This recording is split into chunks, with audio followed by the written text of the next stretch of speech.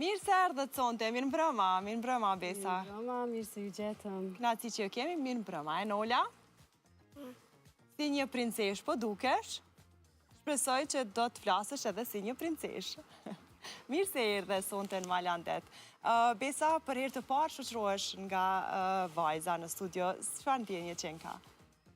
Është një përzirje e ndjenjave të lumturisë, të gëzimit, por edhe të krenarisë në të njëjtën kohë. Dhe besoj që prej gjitha daljeve të mia në skenë dhe në studiet ndryshme televizive, kjo e sonte është dhe do të mbetet më e veçanta dhe një kujtim shumë i mirë për ne të dyja, duke ju falenderuar ftesës tuaj. Faleminderit shumë. Keni zgjedhur që të vini me veshje kombëtare. Çfarë do të thotë për ty veshja kombëtare, Besa? Veshja kombëtare është identitet dhe duhet të ruhet si e tillë. Sonte kemi ardhur me veshje kombëtare të dyja. Dihet që tashmë në ditët e sotme ka shumë që punojnë veshje kombëtare. Por që fatkeqësisht, duke u munduar që t'jenë në hap apo në trend me kohën, veshjet ose nuancat të veshjeve të tjera jo shqiptare po prezantohen si veshje kombëtare jona. Kjo besoj është një fatkeqësi sepse veshja kombëtare duhet ruhet si një traditë e mirë e vendit tonë. Dhe në këtë aspekt besoj që shteti me mekanizmat e veta institucional të kulturës dhe trashëgimisë do duhet të ndërmerrte masa, duke marrë parasysh se personat të tillë që punojnë veshjet dhe për më tepër dhe personat të cilët i prezantojnë veshjet të tilla si veshjet tona kombëtare janë persona me influencë shumë të madhe në masë. Megjithatë, ne sonte kemi vendosur që të vim me këtë veshje, është një veshje punuar me shumë dashni, nga duararta artizania nga Prishtina Tolinda Gojani. Dhe e them pa modesti që për mu është nder dhe krenari që sonte jam me veshjet e punuara prej duarve të Tolindës, sepse duart e saj përveç tjerash kanë punuar edhe veshjen e këngëtares me priardhje nga Kosova, tashmë me famë ndërkombëtare, Rita Orës, e cila në momentin që doli dhe prezantoi veshjen kombëtare të punuar nga Tolinda, bëri një bujë shumë të madhe nëpër mediat ndërkombëtare, prandaj e them që për mua është kënaqësi shumë e madhe dhe është nder e privilegj që të kem veshjen e Tolindës. Tolinda në fakt shkruan histori në veshje kombëtare, kështu që njihet për profesionalizmin e saj që ka në zhvillimin e veshjeve kombëtare dhe ruajtjen e traditës tonë. Sa ka rëndësi që këto veshje ti transmetosh tek vajza dhe sa i don Enola? Po për neve është shumë e rëndësishme që jo vetëm te Enola, por në përgjithësi në familjen Gjeneratat e reja dhe familjen tonë. Të përcjellim atë ndjenjen e atë dhe dashurisë. Dhe edhe pse fëmijët janë ende të vegjël, mundohemi që në shtëpinë tonë të kultivohet ajo ndjenja e atë dhe dashurisë në mënyrë që qysh tash fëmijët të mësojnë dhe të kuptojnë që pavarësisht sukseseve në jetë, kudo që jeta qënë, kudo që shkon, duhet kthesh kokën mbrapa dhe shikosh priardhjen tënde, nga se pa dhe je pa identitet. Definitivisht. Enola, a je gati për një përgjigje? Po. Sa të pëlqejnë veshjet kombëtare? A të pëlqejnë? Po. Sa vjeçe je? 6. 6 vjeçe. A je lumtur që ke ardhur me mamin sot këtu? Po, shumë e lumtur. Çka të pëlqen prej veshjeve kombëtare mas shumti ose prej traditave tona? Vallëzimi, veshja, këndimi, cila? Vallëzimi. Vallëzimi. Cila valet pëlqen më shumti? Vallja e Rrugovës. Vallja e Rrugovës, vallja më e bukur që e kemi. Janë gjitha të bukura, por vallja e Rrugovës e ka atë të veçantën e vet. E me këndua të pëlqen? Pak. Ma pak, okej. A kina i këngë që pëlqen mas shumti, që është e jona, patriotike? Masë mame. Ma shumë mamit që kënon. Ma shumë këngët e mamit. E cila këngë e mamit pëlqen mas shumë ti? Edhe Shakira më pëlqen, po kënga e mamit më shumë. Edhe Shakira më pëlqen, thot, se ndëgjon edhe anglisht, po këngët e mamit ma shumë. Ma shumë, i pëlqen këngët e Shakirës. Normal që du të me na pëlqy edhe dikush nga jashtë, edhe këngët moderne, po edhe tradicionale. Kështu që ti je një qikë shumë e mbarë që të pëlqenjë të dyja. A këndon bashkë me mamin do njerë në shtëpi? Po, në banesë, në fshat. Në banesë edhe në fshat. Në fshat, okej. Tregora një sekret. Mami, a e të pron nga njerë duke këndu në shtëpi apo jo? Jo. Nanat nuk e të projnë asë njëherë. Cilën këngë e këndonin bashkë, ose cilën këngë e këndonin ma shpesh, mami? A donë me këndu? A na ndihmon mami pak?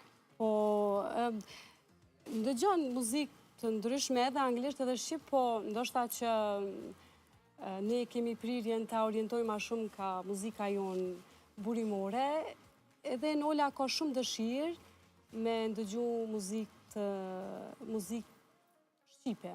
Po. Por që i pëlqenjë, që ditrisht i pëlqenjë edhe këngët patriotike. Jo, nuk është që ditrisht, apo të heronjve. Të heronjve, po. Edhe Enola, a dojna me këndu bashkë. Hajde? A dojna me këndu një këngë për... Enola ka shumë herë, ka shumë dëshirë me këndu edhe këngë për Adem Jasharin, veç jo me këndu si kur po fletë, se është shumë e qetë dhe po fletë shumë vogël. Duhet pak me bërtit, okej? Me zonë matë larë. A bërtosim të dyja. 1-2, hajtë bëre një provë. 1-2. Një provë. Me zonë matë larë. Se krejt bojmë prova, kërkush nuk del me një herë. Do më thonë, e bojmë një provë, mande e këndon. Ose e bojmë një provë, mande e fletë. Ha? Hajde. A do në me ungrit në kom, me kënu? A do me ungrit në kom? Po gjithë kjo veshje mos me u pa në kom, hajde. Që e Nola ngritet në kom. Bravo. A e këndojmë bashkë i re marsit? Po. Hajde. Era e marsi këthyre në djep, e kësaj Shqipni e mbiku, e shkrim borën nga daj. Ti shkullon një melodi e ninu, e kam primi e djepin, për fundjen po e ndaj.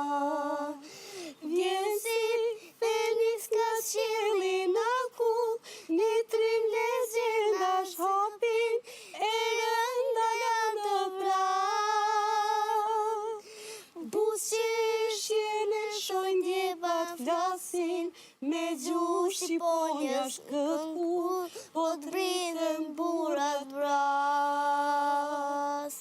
Busqeshje në shojnë djepat flasin, me gjuhë shqiponja shkëtkur, po të rritën burat bras.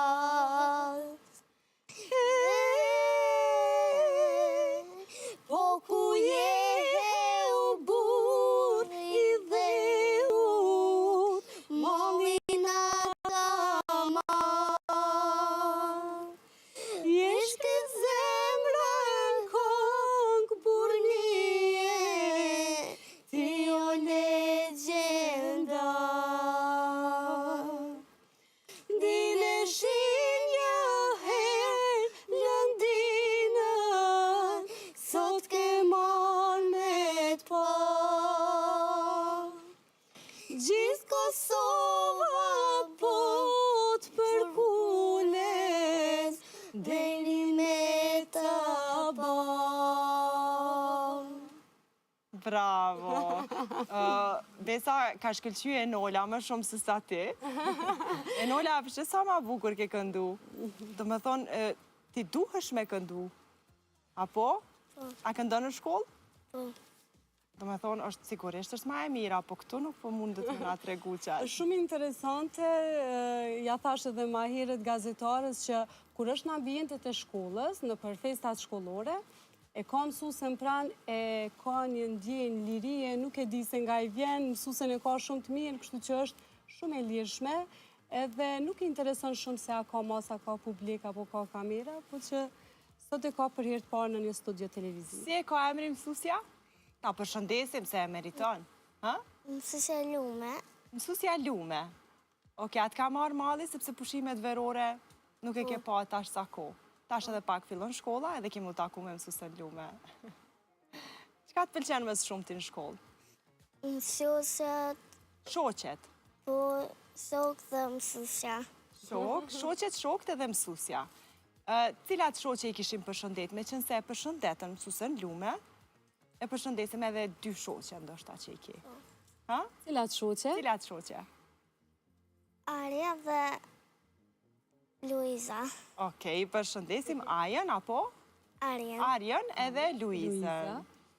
Pushime Edhe verore Lura. E ki edhe Lurën shoqe? Edhe Lulën, okej. Qka ke bo pushimeve verore, tregona? A ke qenë në fshat, Po, në pushime, po, ke lexuar ndonjë libër? Ha? po. A të pëlqen fshati më shumë apo qyteti? Sati më shumë. Çka të pëlqen më shumë ti në fshat? Më pëlqen se ko të apëtën. Ka livade, ka kafshë të ndryshme, mundesh me vrapu pa të pengu ndonjë vetur. Po, Apo? mole. Malet? Male, gjithashtu, janë të bukra. Po. Besa, sa shpesh e vizitoni fshatin me qenë se dhe vajza që ka një dashamirëse? Shumë shpesh e vizitojmë, kemi edhe familjar, edhe familjen e gjera atje. Edhe më vjen mirë që edhe fëmijët e kanë trashëguar dhe prej meje, po dhe për bashkëshortit këtë ndjenjën e dashnisë edhe respektit edhe ndaj familjes gjerë, sepse po të fundit kjo lloj vetije, kjo lloj virtyti do të thëja, sikur ka fillu me u zbenë një farë mënyre. Po. Besa, kemi pasur interviste edhe në emisionin tim me Djela Vlen, dhe ka qenë vërtet kënaqësi e veçantë që të intervistoj edhe t'jemi bashk. Na ke folur për historinë tënde të dashurisë, por nuk ka qenë kështu që nuk e kemi diskutuar edhe aq shumë, e që sot të doja me qenë se jemi në mbrëmje relaksuese që të njohin më shumë publiku rreth historisë tënde të bukur të dashurisë. Si ishte që nga fillimi? Historia jonë e dashurisë e kam thonë që ka nisë rrethona shumë t'jashtëzakonshme në koridoret e Spitalit Prishtinës. Tashmë bashkëshorti im ka qenë pacient në një prej reparteve ku punon një i afërmi imi dhe nga mënyra se si ky i afërm e përshkrujti smundjen e tij, por edhe specifikat e tij si njeriu nuk bëra shumë kurreshtare. Dhe nga kjo kurreshtje më lindi edhe dëshira me shku me e vizitu. Por që në momentin që e vizitova, lindi edhe ajo dashuria e dashnisë. Ishte edhe nga ana tjetër? Sigurisht. Për ndryshe nuk do të funksiononte, po të mos ishte patjetër, por gjithsesi pavarësisht sfidave që kishte, ai gjeti më të mirën tek ty. Në këtë aspekt e kam fjalën. Sigurisht keni kaluar në sfida pastaj gjatë jetës tuaj, në sfida që ndoshta nuk janë varur nga ju. Si i kete i kaluar këto? Ajo është një periudhë që çdo herë që e kujtoj, e përjetoj por në të njëjtën mënyrë si atëherë. Do me thënë, ishte një periudhë jetë avdekje. Personi i afërt që po e trajtonte në Spitalin e Prishtinës, më thoshte gjithmonë që Besa po gabon, sepse gjasat për me shpëtu nga kjo smundje vdekje prurse janë të humbura, do me thonë 99% i ka shansat që kjo smundje ka me mund. Ka pasur frikë nga lëndimi jotë pastaj? Sigurisht, ka pasur frikë që unë do të zhgënjehem, do të përjetoj një zhgënjem shumë të madhë nëse do të humb atë si person. Po me gjithat, nuk e harroj asnjëherë, i pata thonë që në rregull na nuk mundemi me i dalë para fuqisë të Zotit, por që nëse do t'jetoj qoftë edhe vetëm një ditë me të, paktën do t'a di që jetova me njërin që po e du me shpirt. Dhe ajo ditë do të mbetet dita ma e lumtur e jetës temë. është një periudhë me sfida bajage të mëdha, sepse mjekët në spitalin e Prishtinës në një farë mënyrë si kur hoqën dorë nga ai dhe ata i thanë që duhet shkosh jashtë vendi që të shikosh të trajtosh. Mjekohesh, po. Shkoj në Turki dhe ajo tim rezultoi jo i mirë, në fakt rezultoi që u kthy edhe më keq se sa shkoj. Por para se dalë atje, duhet përmend se helmimi që kishte i shkaktoi në trupin e tij 3 tumore. Tumore të cilat pastaj i shkaktuan një humbje jashtëzakonisht të madhe peshe, aq të madhe sa që ka pas shumë vizitor që kur kanë ardhur edhe nuk e kanë njoft. Në anën tjetër, vizitat në spital ndaj tij kanë qenë aq të mëdha sa që mjekët ka pas shumë prej tyre që thonin se në historinë e spitalit nuk na ka ndodhur asnjëherë që të kem aq shumë vizita.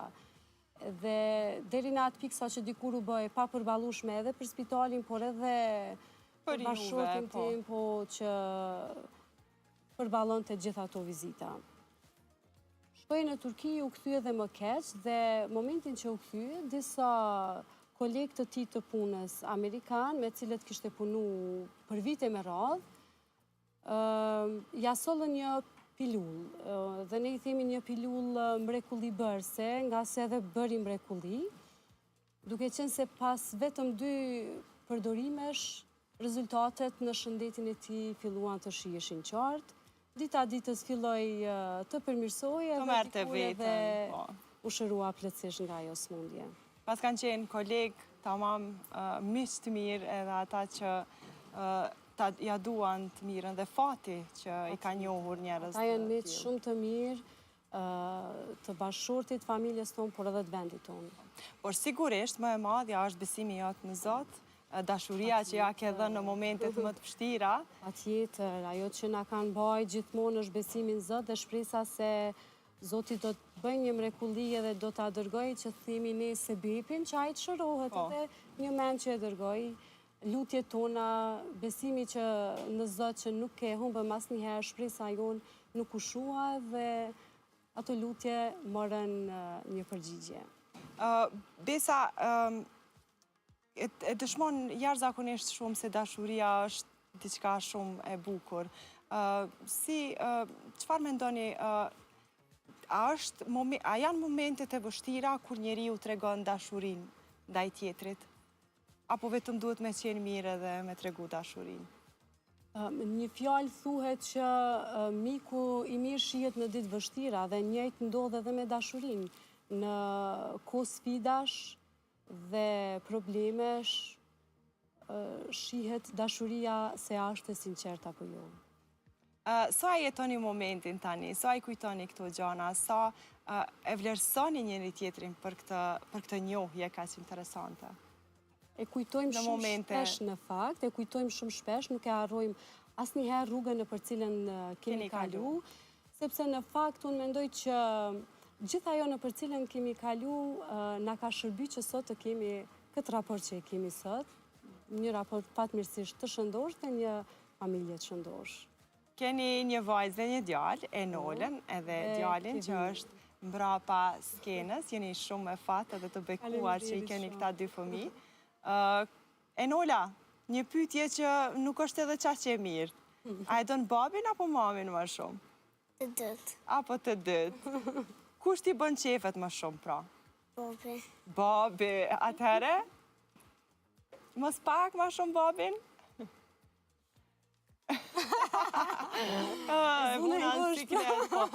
Gjithsesi, besa vajzat janë të lidhura me baballarit, për këtë gjë duhet t'jesh e përgatitur dhe djalin këtë rast ke vini, më pas mund t'jetë më e lidhur me ty.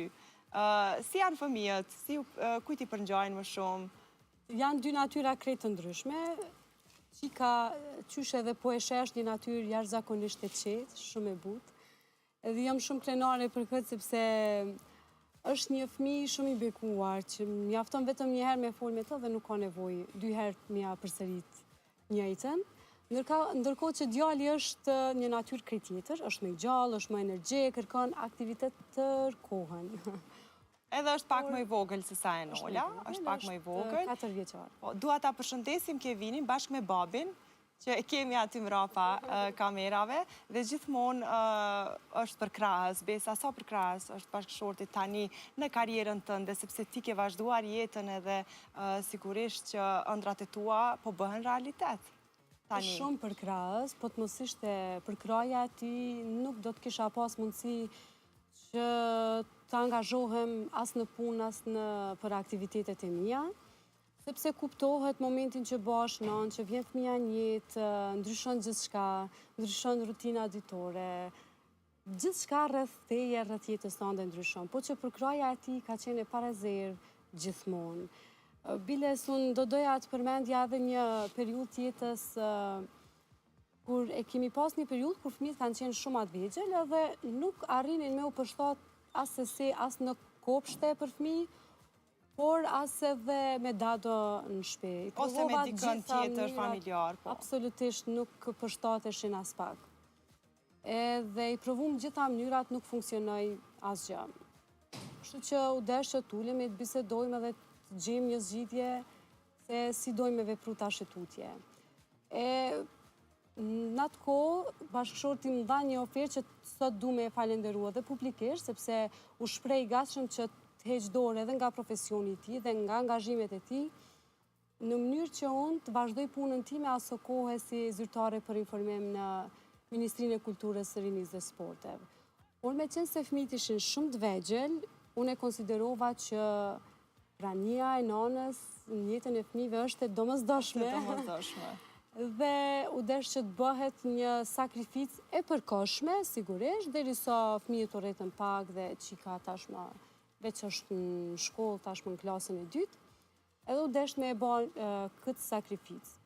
Por që përkraja ati ka qenë e vazhdueshme, edhe vazhdon të më përkra edhe sot, pasi që fëmijët u rritën pak, ai gjithmonë ka insistu që unë mos me ndajt, në shtëpi jo me mbet ambise, por fillimisht punoj për vetën me përmbushat egon time, dëshirën time për me qenë pranë medjave, televizionit, skenës, por në të njëjtën kohë që edhe fëmijët rriten duke pa dy prind që sakrifikojnë, që punojnë, që nuk rrinë veç në shtëpi. Ke çfarë jep fëmijëve edhe kur të shohin duke punuar, sepse i bën që nga fëmiria të vlerësojnë punën dhe të shohin se patjetër. Unë nuk mendova asnjëherë për atë vendim që e kam marrë, sepse pastaj e kam pa dallimin e kohës kur fëmijët shkonin në kopsht dhe kohës kur je përkushtuar për ta. U përkushtova në ta, do me thonë ndryshimi ka qenë shumë i madh, shumë i dukshëm, edhe në shëndetin e fëmijëve, si fizik, ashtu edhe në atë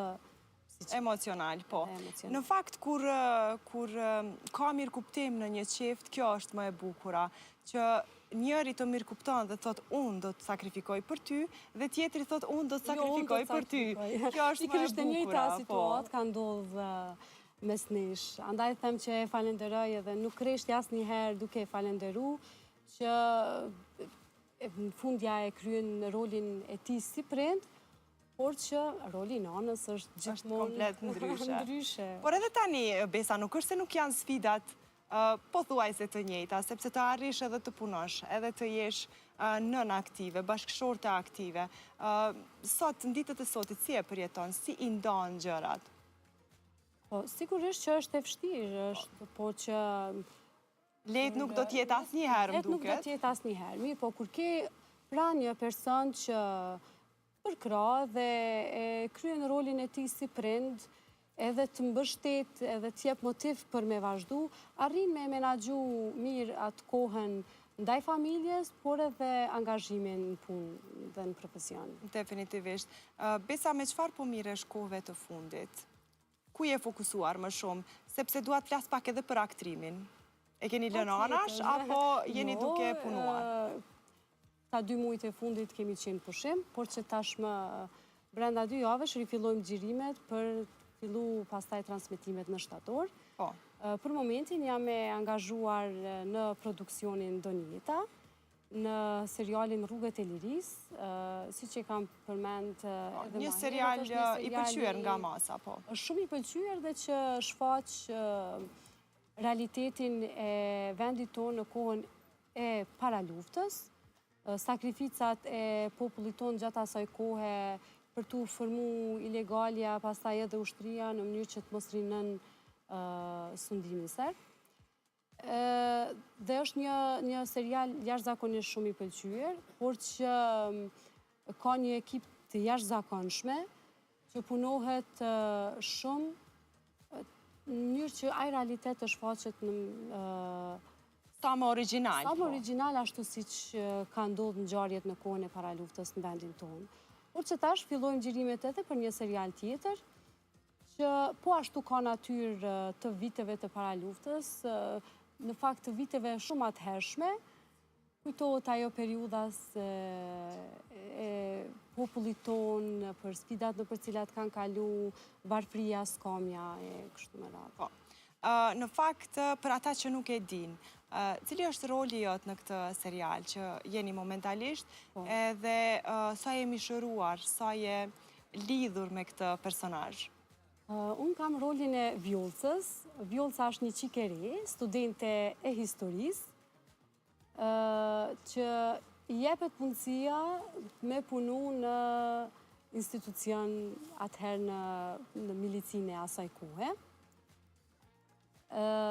Dhe duke qenë se Vjollca është një studente e historisë, ajo fillon me pa realitetin e historisë së vendit të saj në një mënyrë ndryshe nga ajo që i është thënë, sidomos nga baba i saj, që ka qenë bashkëpunëtor i okupatorit në atë kohë.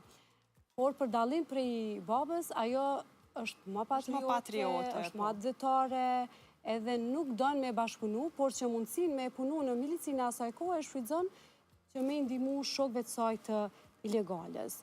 Gjatë kohës sa punon luan rolin e, ndoshta mund të themi kështu, shpionës të mirë për vendin. Për vendin e saj. Do me thonë, në një mënyrë ajo e bën sakrificën, një sakrificë shumë të madhe, sepse kryen një punë shumë të rrezikshme, nga se gjatë kohës sa punon në stacionin e milicisë të asaj kohe, ajo sheh burgosjet, maltretimet, rrajet, maltretimet e shqiptarëve deri në atë pikë sa nuk ju jepet as buke as ujë. Kështu që ajo shfrytëzon pozitën e saj për me shku me ju dhënë informata, me ju dhënë ujë të burgosurve, me ju dhënë ilaçe, për sadopak me izbut dhimbjet nga rrajet që i kanë nga okupatori serb. E në anën tjetër, çdo informatë që merr, edhe dokumente të rëndësishme dhe të ndihshme që vinë aty në stanisë të milicisë, ato informacioni i merr dhe i transmeton tek ilegalja në mënyrë që ilegalja të mos bi prej kurtheve të okupatorit. Unë jam i shëru jashtëzakonisht shumë me rolin e Vjollcës, ndoshta edhe për faktin se e kam përjetuar edhe vetë luftën, edhe pse si një fëmijë 9 vjeçar, mjaftueshëm sa për të mbajt mend, edhe sa për të ndje dhimbjen në për cilën kemi kalu ne si popull. Vjollca, si ndjesh kur njerëzit Vjollca, që tash? Më shërova edhe unë me Vjollcën. Besa. Se duke përmend Vjollcën. Po, pikrisht po ta bëj këtë pyetje. Sa të ngatrojnë njerëzit me personazhin, siç të ngatrova edhe unë tani. Ndodh shumë shpesh, po për mua nuk është që më vjen keq, përkundrazi ndihem shumë mirë, sepse kjo do të thotë që unë kam arrit me përqu mjaftueshëm mesazhin për cilin më është dhënë roli, kështu që për mua është... Nuk reagove kur thash Vjollca Jo, nuk reagova. Nuk reagova, kjo është një shenjë mirë që unë kam arrit me përqu ashtu si duhet mesazhin, që duhet me përqu Vjollca si personazh. Tash Enolën po du me pyet diçka. Enola që po na rrin si princesh. Ku të pëlqen mami më shumë? Aktore në serial apo këngëtare? Këngëtare. Këngëtare. Aktore çka as po të pëlqen shumë aktora? Jo. Ani këngëtare më mirë. Ti çka ki qef me u bë kur të rritesh? Doktore. Doktoresh. Pse? Se kësa mi shëru njerëzit kur të janë smut. O, bravo. Bravo, zemër. Me vllahun që shkalon? Mirë. A të ngacmon ndonjëherë vllau, apo ti si motra e madhe kujdesesh për vllahun? Kujdesem, apo për vlohën, po... Edhe të ngacmon pak. E di, e kuptoj. Të ngacmon pak, por motrat e mdoja gjithmonë kujdesen edhe pse i ngacmojnë. Vlezrit ose motrat më të vegjel. Qka i pëlqen vllaut më shumë? Më shumë i pëlqen Cila lodër, për shembull? Spider-Man-i. Spider-Man-i, okej, ty s'pëlqejnë, po, ty s'pëlqejnë ato. Po ty qka të pëlqen me lujt? Më pëlqen më shumë Elsa. Kush? Kukullat, diçka? Apo? Kush? Që Tu ka jetë edhe një herë personazh. Elsa, po, Elsa, bravo. Flasim pak për ushqimin. Qka gatun mami? A të pëlqen ty qka gatun mami? Po. Cila është Hajde ushqimi që tregoj pëlqen më shumë ty? çka të pëlqen ty më shumë. Çka ke hangër kur je kone vogël që të ka përgatit mami më shumë? Brokolit. Brokolit, okej, janë shumë të shëndetshme. Po tani i hanë brokolit, apo jo edhe aq me dëshirë? Jo Ka tash. hangër shumë prej moshës 6 mujore, ka hangër shumë brokoli, perime, Edhe fruta tash, përgjithësi. Po edhe tash nuk është keq. Tash pitet ndoshta pak ma shumë në fshat. Pite me qka të pëlqen më shumë ti? Më shumë me djathë. Me djathë, okej. Më thonë, edhe mantijat besoj të pëlqenjë, edhe flia. Okej. Besa kthemi pak tek muzika. Ku je me muzikë? Ke një zë të jashtëzakonshëm edhe të mrekullueshëm.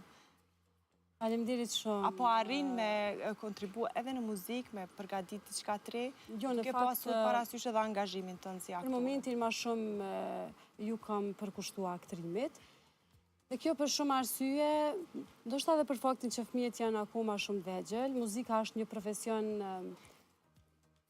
Ton i vështirë, intensitet nuk është, më shumë, po duhet nuk t'jesh është aktive i mbrëmjeve. lehtë ashtu si shohin njerëzit vetëm nga televizioni, por që kërkon një punë të jashtëzakonshme, e duke qenë se unë fëmijët i kam shumë të lidhun me mu, për momentin e kam pak të pamundur që të merrem ashtu me një intensitet madh me muzikën. Duke e Muzika ditur që kërkon nota edhe- është ajo që mbrëmjet janë ato që mbrëmjet mbajnë janë një ato që këngëtar. kërkojnë angazhim për këngëtar. Në anën tjetër, festat, ditët e veçanta për familjen, duhet momentin që fillon mirësh me muzikë, duhet me llogarit që nuk je më në shtëpi edhe për fëmijët në momente e festash dhe të veçanta. Edhe unë për momentin nuk jam e gatshme me Që të bësh atë sakrificë kaq të madhe, po. Ka 2 muaj që jeni në pushime, fëmijët janë në pushime, gjithashtu pushimet janë pak të ngarkuar edhe me diasporën. Sa ka diaspor familja jote? Sa ka pasur mundësi me u taku me ta? Ka shumë diaspor edhe po kemi pas mundësi se kjo koha e verës është edhe kohë dasmash. Edhe me thënë drejtën jemi taku ma shumë edhe në përdasma, po ne i mirëpresim shumë, sidomos edhe në shtëpinë tonë. E kemi një shtëpi, buj me thonë modeste, po me një salon shumë të madh që i mbledhim komplet familjen. Kjo tregon tradicionalin që familjet shqiptare e kanë për të bërë oda ose dhoma të mdhaja për të mbledhur shumë. Po pikrisht kjo ka qenë edhe arsyeja që kemi bërë një salon shumë të madh, se bashkëshorti ka një familje shumë të madhe. Edhe kemi dashur që sa herë që t'na jepet mundësia, sidomos në kohë të verës dhe në kohën kur na vijnë ngurbeqartë, me u mbledh gjithë bashkë me një vend. Personalisht familja juaj, kjo e vogla që jeni, keni shkuar në pushime, keni shijuar pak pushime në det? Me të thënë drejtën, ende jo, po e kemi prit këtë javën e fundit të gushtit, për shkak edhe të angazhimeve të bashkëshortit tim, i cili ka një punë shumë intenzive, do të thoja me thonë pa orar, ose ndoshta me orar të plot. Me orar të plot, kështu që zakonisht planet që i bojmë, ndodh shumë shpesh edhe me na dështu, po që tash edhe jo mësu edhe nuk pres që... Duhet me datë caktume dhe me orë caktume me shpëtikon. Zakonisht, si pushimet ose çfarë do udhëtimi që e bojmë, vjen ashtu natyrshëm aty për aty dhe jo që planifikohet me ditë tona ma herët. Besa, ishte kënaqësi e veçantë që ju kisha sot në studio në këtë mbrëmje. Sa herë që jeni e mirë se ardhur dhe gjithmonë ndjehet kënaqësia e njëjtë sa herë që ju intervistoj. Uroj më të mirat, suksese për ty dhe uroj që të gjesh kohër dhe mundësin që na argëtosh edhe me zërin tënd si këngëtare. Faleminderit shumë dhe me qenë se e përmende, duke marrë parasysh se sot jam edhe me këtë veshje shumë të bukur të Tolinda Gojanit, do doja një refren të shkurtër të një këngë të vjetër që i përshtatet edhe kësaj veshje. Po, patjetër është krahasia më e madhe. Edhe këtë është krahasia e veçantë, Besa, po, mundesh me këndu. Ose të ngrihemi në kam, ta shohim veshjen, e pam veshjen e Nolës, po të Besës nuk e kemi parë. Për sa ditë është punu kjo veshje? Me të drejtë nuk e di për sa ditë është punu, por e di që është një veshje, një gërshetim i disa veshjeve të... Tradicionale, disa trojeve shqiptare. Është gërshetim i disa veshjeve dhe është e gjitha punim dore. Po. Do me thënë është... Duket. është gjitha punim dore. është një veshje e jashtëzakonshme. është shumë e rëndë? Po. Jo dhe aq, jo dhe aq, po që do me thënë ka detaje të disa veshjeve tona, simbole edhe i lire. Po. Aty këtu. A e vesh një shpesh në përdasma, apo më thënë diçka që e praktikoni më shumë? Do që mjepët mundësia në për evente të ndryshme edhe familjare, unë e veshi, preferoj ma shumë këtë veshjen shqiptare, se so veshje, këto gjanat e tjera. Besa, knasi e veçantë. Faleminderit shumë edhe juve. Po e përmbyllim me zërin tënd, pjesën e partë të këtij emisioni. E Nola, hajde edhe ti zemër këtu. Se të kemi i leon vetë. Tash, a e prezentoj mamin që ka me këndu? Pak? Hajde, qka po thojmë për mamin? Mami, tash është skena për ty. Hajde? Thuje. Mami, tash është skena për ty. Mami, tash është skena për ty. Bravo, skena është për ty e dashur. Ma i shpejt. Edhe ma i këndë shumë besoj. Gjithmonë do t'jetë në sirtarin tënd kjo intervjist. Një kujtim shumë i bukur jashtëzakonshëm. Faleminderit shumë. Faleminderit shumë e dashur. Kënaqësi, skena për ty. Gjamadani, kuci gjaku, Gjamadani. Kuci gjaku ta qëndisa, prej maraku, ta qëndisa, prej maraku. Fije, me gajtan, fije, me gajtan, ojna, për sevdan, ojna, për sevdan.